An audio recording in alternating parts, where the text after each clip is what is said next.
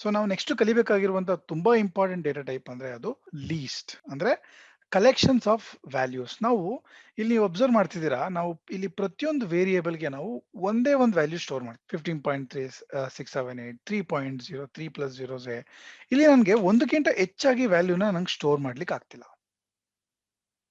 ಇದನ್ನ ನಾನು ಸ್ಟೋರ್ ಮಾಡ್ಲಿಕ್ಕೆ ಟ್ರೈ ಮಾಡಿದ್ರೆ ಏನಾಗುತ್ತೆ, ಎರರ್ ಬರುತ್ತೆ. ಸೊ ಇಲ್ಲಿ ನೋಡ್ತಿರ್ಬೋದು ನೀವು ಟ್ಯೂಪಲ್. ಸೊ ಒಂದಕ್ಕಿಂತ ಹೆಚ್ಚಿನ ವ್ಯಾಲ್ಯೂನ ಸ್ಟೋರ್ ಮಾಡ್ಲಿಕ್ಕೆ ಯೂಸ್ ಮಾಡುವಂತ data type collection data type. So ಅದರಲ್ಲಿ ನಾವು ಕಲಿತಿರುವಂತ ಮೊದಲನೇ ಇಂಪಾರ್ಟೆಂಟ್ ಡೇಟಾ ಟೈಪ್ ಅದು ಲೀಸ್ಟ್. ಈಗ ನಾನು ನಿಮ್ಗೆ ತೋರಿಸ್ತಾ ಹೋಗ್ತೇನೆ ಲೀಸ್ಟ್ ಅಂದ್ರೆ ಏನು ಅಂತ. ಸೊ ನಾವು ಕಲಿತಿರುವಂತ ತುಂಬಾ ಇಂಪಾರ್ಟೆಂಟ್ ಡೇಟಾ ಟೈಪ್ ಅದು ಲೀಸ್ಟ್ ಡೇಟಾ ಟೈಪ್. ಸೊ ಮೊದಲನೇದಾಗಿ ನಿಮ್ಗೆ ಏನ್ ಗೊತ್ತಾಗಿದೆ, ಸೊ ಲೀಸ್ಟ್ ಅಂದ್ರೆ ಇದು ಕಲೆಕ್ಷನ್ ಆಫ್ ಎಲಿಮೆಂಟ್. ಸೊ ಒಂದಕ್ಕಿಂತ ಜಾಸ್ತಿ ವ್ಯಾಲ್ಯೂನ ನೀವು ಸ್ಟೋರ್ ಮಾಡ್ಲಿಕ್ಕೆ ಯೂಸ್ ಮಾಡುವಂಥದ್ದು ಲೀಸ್ಟ್. ಅದ್ರ ಜೊತೆಗೆ ಇಲ್ಲಿ ನೀವು ಡೇಟಾನ ಸ್ಟೋರ್ ಮಾಡೋದ್ರ ಜೊತೆಗೆ ನೀವು ಇದನ್ನ ಇಂಡೆಕ್ಸ್ ಮಾಡಬಹುದು ಅಂತ ಕರೀತಾರೆ. ಇಂಡೆಕ್ಸ್ ಅಂದ್ರೆ ಏನು, ನಿಮಗೆ ಬೇಕಾಗಿರೋ ವ್ಯಾಲ್ಯೂನ ಯಾವುದೇ ಜಾಗದಲ್ಲಿ ಇದ್ರು ನೀವು ಕೇವಲ ಅದ್ರ ಇಂಡೆಕ್ಸ್ ಯೂಸ್ ಮಾಡಿ, ಅಂದ್ರೆ ಅದರ ಅಡ್ರೆಸ್ ಯೂಸ್ ಮಾಡಿ ನೀವು ಈಸಿಯಾಗಿ ಅಕ್ಸೆಸ್ ಮಾಡಬಹುದು. ಸೊ ಅದು ಕೂಡ ಲೀಸ್ಟಿನ ಸ್ಪೆಷಾಲಿಟಿ. ಅದಕ್ಕಿಂತ ಇಂಪಾರ್ಟೆಂಟ್, ನೀವು mixed data type values can be stored. ನಾನು ನಿಮ್ಗೆ ತೋರಿಸ್ತೇನೆ. So mixed data type values can be stored. ಅದರರ್ಥ ನೀವು ಒಂದು ಲೀಸ್ಟ್ ಅಲ್ಲಿ ಅಂದ್ರೆ ಕಲೆಕ್ಷನ್ಸ್ ಆಫ್ ಎಲಿಮೆಂಟ್ಸ್ ಅಲ್ಲಿ ನೀವು ನಂಬರ್ ಸ್ಟೋರ್ ಮಾಡಬಹುದು, ಅದ್ರ ಜೊತೆ ನೀವು ಸ್ಟ್ರಿಂಗ್ ಕೂಡ ಸ್ಟೋರ್ ಮಾಡಬಹುದು. ಸೊ ನೀವು ಯಾವುದೇ ಡೇಟಾ ಟೈಪ್ ವ್ಯಾಲ್ಯೂಸ್ ನ ನೀವು ಒಟ್ಟಿಗೆ ಸ್ಟೋರ್ ಮಾಡಬಹುದು ಸೊ ಲೀಸ್ಟ್ ಅಲ್ಲಿ. ಸೊ ಈ ತರದ ಫೆಸಿಲಿಟೀಸ್ ನ ನಿಮ್ಗೆ ಲೀಸ್ಟ್ ಕೊಡ್ತಾ ಹೋಗುತ್ತೆ. ಸೊ ನಾನು ನಿಮ್ಗೆ ಇಲ್ಲಿ ಲೀಸ್ಟ್ ನ ಹೇಗೆ ಡಿಕ್ಲೇರ್ ಮಾಡೋದು ಅಂತ ನಾನು ನಿಮ್ಗೆ ತೋರಿಸ್ತೀನಿ.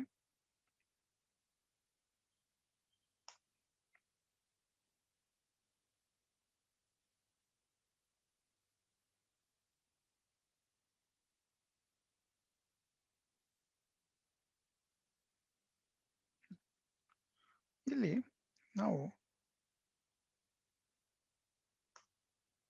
ಒಂದು ವೇರಿಯೇಬಲ್ ಡಿಕ್ಲೇರ್ ಮಾಡ್ತಿದ್ದೇನೆ. ಸೊ ಈ ವೇರಿಯೇಬಲ್ ನಾನು ಏನ್ ಮಾಡ್ತೀನಿ, ನೇಮ್ಸ್ ಅಂತ ಒಂದು ವೇರಿಯೇಬಲ್ ನಾನು ಡಿಕ್ಲೇರ್ ಮಾಡ್ತೀನಿ. ಓಕೆ, ನಾನಿಲ್ಲಿ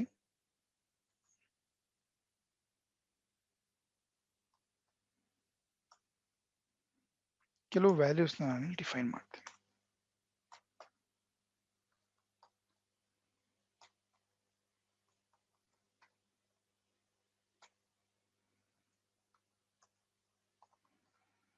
ಸೊ ಇದು ಮಲ್ಟಿಪಲ್ ಸ್ಟ್ರಿಂಗ್ಸ್.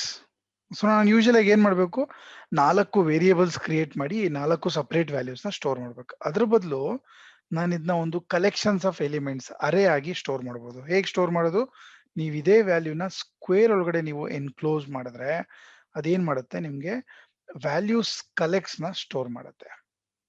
ನಾನು ಇದು ರನ್ ಮಾಡ್ತಿದ್ದೀನಿ ಇವಾಗ.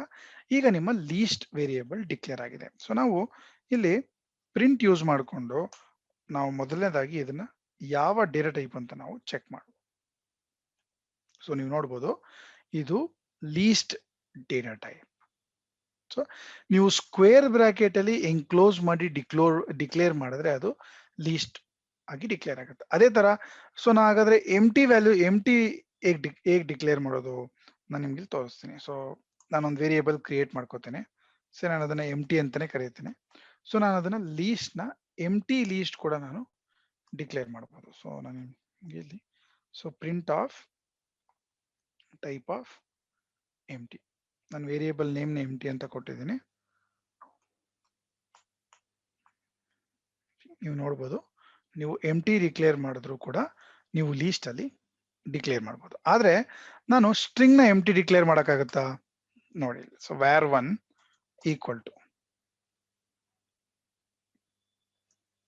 ನೋಡಿ, ಎಸ್ ಸ್ಟ್ರಿಂಗ್ ಅನ್ನು ಕೂಡ ನೀವು ಎಂ ಟಿ ಡಿಕ್ಲೇರ್ ಮಾಡಬಹುದು. ಸೊ ಡಬಲ್ ಕೋಟ್ ಅಲ್ಲಿ ಎನ್ಕ್ಲೋಸ್ ಮಾಡಿ ನೀವು ಇಲ್ಲಿ ಯಾವುದೇ ಡೇಟಾ ಕೊಟ್ಟಿಲ್ಲ ಅಂದ್ರೆ ನೀವು ಸ್ಟ್ರಿಂಗ್ ನು ಕೂಡ ಎಂ ಟಿ ಡಿಕ್ಲೇರ್ ಮಾಡಬಹುದು. ಅದ ನಂಬರ್ ನೀವು ಡಿಕ್ಲೇರ್ ಮಾಡ್ಲಿಕ್ಕೆ ಆಗಲ್ಲ. ಸೊ ಈ ತರ ನಾವು ಲೀಸ್ಟ್ ನ ಈ 2 ವೇಸ್ ಇಂದ ಡಿಕ್ಲೇರ್ ಮಾಡ್ತೀವಿ. ಸೊ ಮೊದಲು ಲೀಸ್ಟ್ ನ ನೀವು ಬ್ಲಾಂಕ್ ಡಿಕ್ಲೇರ್ ಮಾಡಬಹುದು, ಅಥವಾ ಮೊದಲೇ ಒಂದು ಕೆಲವು ವ್ಯಾಲ್ಯೂಸ್ ನ ನೀವು ಡಿಕ್ಲೇರ್ ಮಾಡಬಹುದು. ಹಾಗಾದ್ರೆ ಲೀಸ್ಟ್ ಇಂದ ವ್ಯಾಲ್ಯೂಸ್ ನ ನಾನು ಹೇಗೆ ಪ್ರಿಂಟ್ ಮಾಡೋದು, ಸೊ ನಾವು ಮೊದಲನೇ ರೂಡ್ ಮೆಥಡ್ ನ ನಾವು ಯೂಸ್ ಮಾಡ್ತೀವಿ.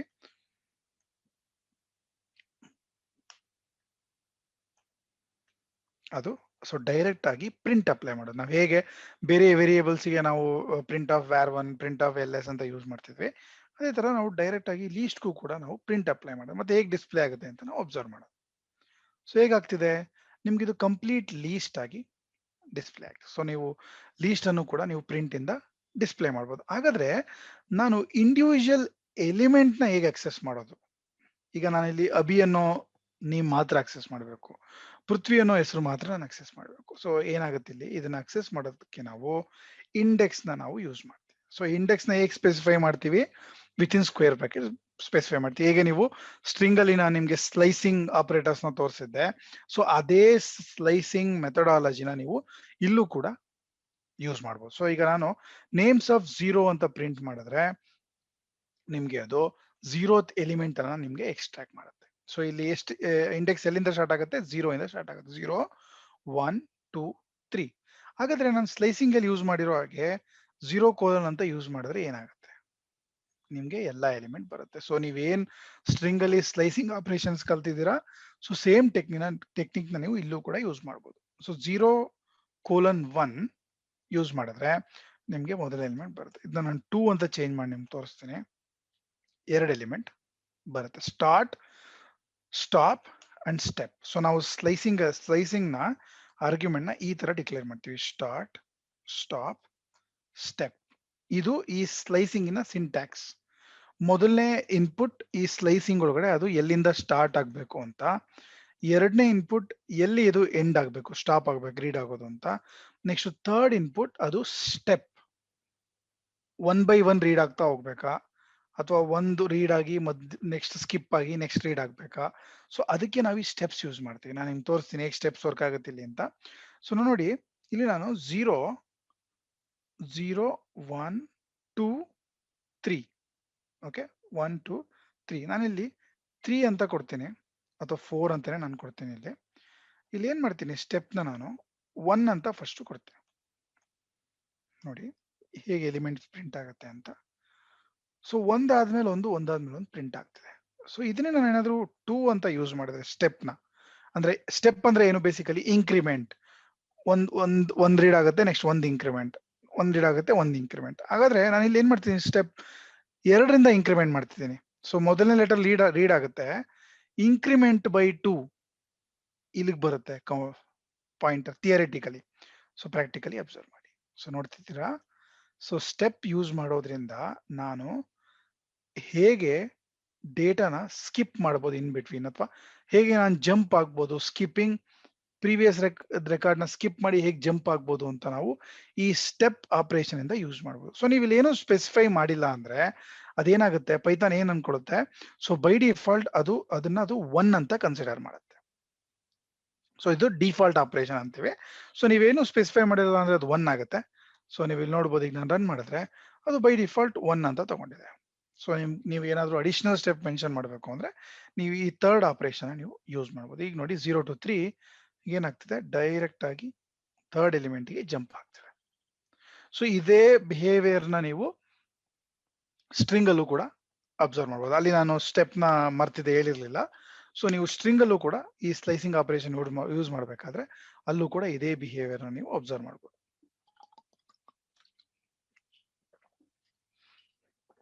ಈಗ ನಾವು ಲೀಸ್ಟ್ ನ ಡಿಕ್ಲೇರ್ ಮಾಡ್ತೀವಿ. ಸೊ ಹಾಗಾದ್ರೆ ನಾನು ಮುಂಚೆ ಹೇಳಿದ್ದೆ, ಲೀಸ್ಟ್ ಅಲ್ಲಿ ನಾನು ಕೇವಲ ಸ್ಟ್ರಿಂಗ್ ಅನ್ನು ಸ್ಟೋರ್ ಮಾಡೋದು, ಅಥವಾ ಕೇವಲ ಇಂಟೀಜರ್ ನೇ ಸ್ಟೋರ್ ಮಾಡೋದು, ಅಥವಾ ಕೇವಲ ಫ್ಲೋಟ್ ನೇ ಸ್ಟೋರ್ ಮಾಡೋದು ಆಗಿಲ್ಲ.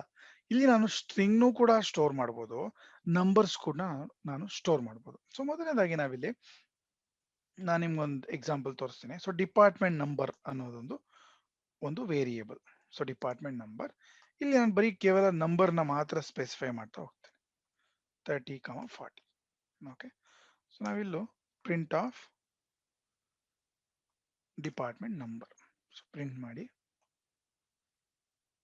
ಸೊ ನಂಬರ್ಸ್ ಕೂಡ ವರ್ಕ್ ಆಗುತ್ತೆ. ಸೊ ಹಾಗಾದ್ರೆ ಕಾಂಪ್ಲೆಕ್ಸ್ ನಂಬರ್ ವರ್ಕ್ ಆಗುತ್ತಾ? ಅದು ಕಾಂಪ್ಲೆಕ್ಸ್ ನಂಬರ್ ಕೂಡ ನಿಮ್ಗೆ ಇಲ್ಲಿ ವರ್ಕ್ ಆಗುತ್ತೆ. ನೀವು ನೋಡ್ತಿದ್ದೀರಾ, ಸೊ ಕಾಂಪ್ಲೆಕ್ಸ್ ನಂಬರ್ ಕೂಡ ಇಲ್ಲಿ ವರ್ಕ್ ಆಗ್ತದೆ. ಸೊ ನೀವು ಯಾವುದೇ ಡೇಟಾ ಟೈಪ್ ನ ನೀವು ಲೀಸ್ಟ್ ಒಳಗಡೆ ಯೂಸ್ ಮಾಡ್ಬೋದು.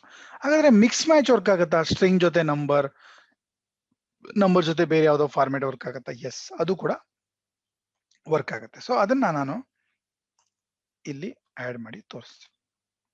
ನೋಡಿ, ಇದೆರಡು ಸ್ಟ್ರಿಂಗ್ ಇದೆ. ಈಗ ನಾನು ಇದಕ್ಕೆ ನಂಬರ್ ಆಡ್ ಮಾಡ್ತೇನೆ.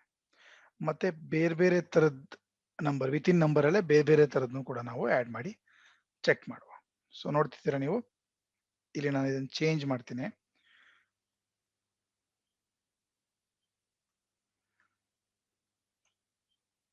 ನೀವು ನೋಡ್ತಿದ್ದೀರಾ, string, integer, floating point. So ನೀವು ಮಿಕ್ಸ್ ಬೇರೆ ಬೇರೆ ತರದ ಡೇಟಾ ಟೈಪ್ ಡೇಟಾನು ಕೂಡ ನೀವು ಲೀಸ್ಟ್ ಅಲ್ಲಿ ಒಟ್ಟಿಗೆ ಸ್ಟೋರ್ ಮಾಡಬಹುದು.